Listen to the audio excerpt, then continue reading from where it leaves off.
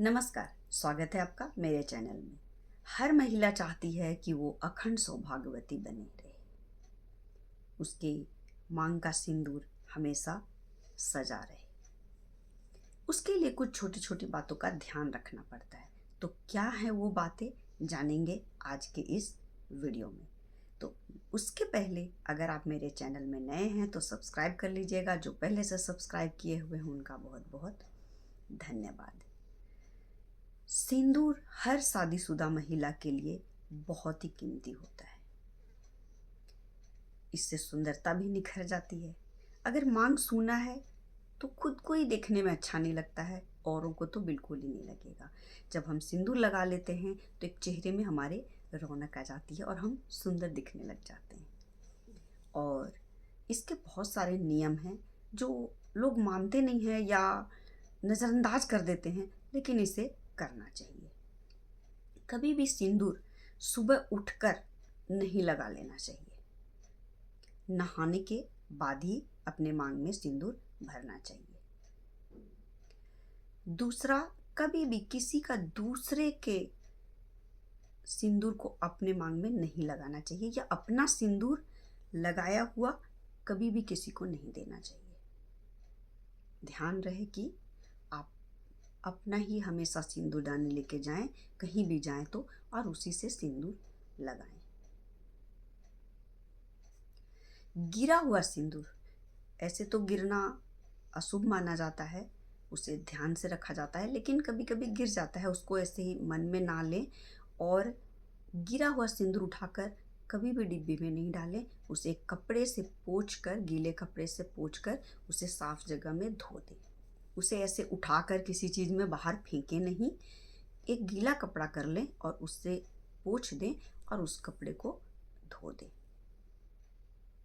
अगर कभी गलती से गिर गया तो ऐसा करें। उसके बाद बहुत लोग क्या करते हैं, तिरछा मांग करते हैं। सीधा मांग नहीं करके कभी कभी लोग तिरछा मांग कोई कोई करते हैं या स्टाइल में करते हैं और वहीं पर सिंदूर लगा लेते हैं। वो ऐसा कभी नहीं करें। हमेशा सिंदूर सीधे मांग पे यहाँ लगाया जाता है। इसका एक साइंटिफिक भी रीज़न है, वो बताऊंगी मैं कभी। हमारा जो ब्रेन होता है वो यहाँ से बीच होता है इसका, और दोनों ये पार्ट होता है, यहाँ पर उसका पार्टीशन होता है, इसलिए हम मांग सिंदूर वहाँ भरते हैं। पहले के ज़माना में अच्छा सिंदूर जो ओरिजिनल मिलता था उसमें पारा होता था और वो ठंडक देता था। तो यहाँ पर सिंदूर लगाने से हमारा ब्रेन ठंडक रहता है, हमारा ब्रेन ठंडा रहता है। और महिलाएं क्यों सिंदूर को लगाती हैं, ये भी एक साइंस है, इसमें भी साइंस है कि महिलाओं का बहुत ज़्यादा हार्मोनल्स चेंजेस आते रहते हैं महिलाओं में, और उनको ब्रेन में बहुत ज़रूरत होती है ठंडक की। इसीलिए सिंदूर मांग में हम लगाते हैं, जिससे हमारा ब्रेन ठंडा रहता है। साइंस भी है ये, और शास्त्रों में तो लिखा ही हुआ है। सिंदूर और शादी का सबसे बड़ा हमारा माना जाता है सिंदूर को। तो हमें इसीलिए सीधे मांग में सिंदूर लगाना चाहिए।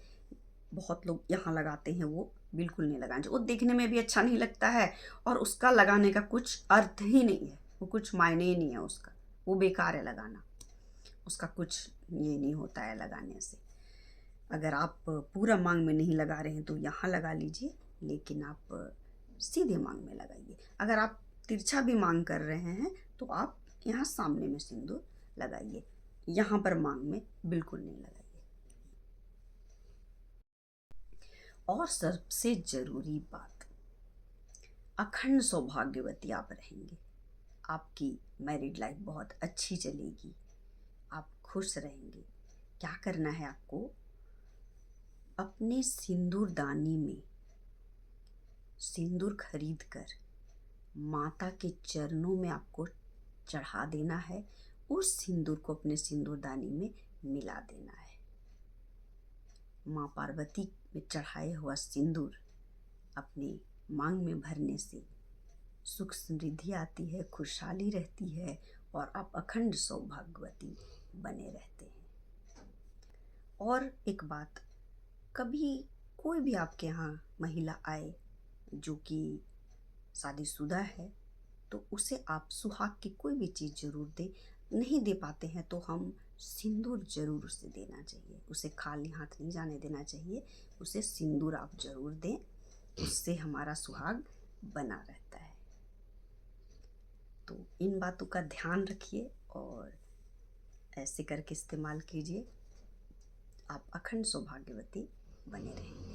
तो फिर चलिए मिलते हैं अगले वीडियो में और अच्छी बातों के साथ। तब तक के लिए धन्यवाद।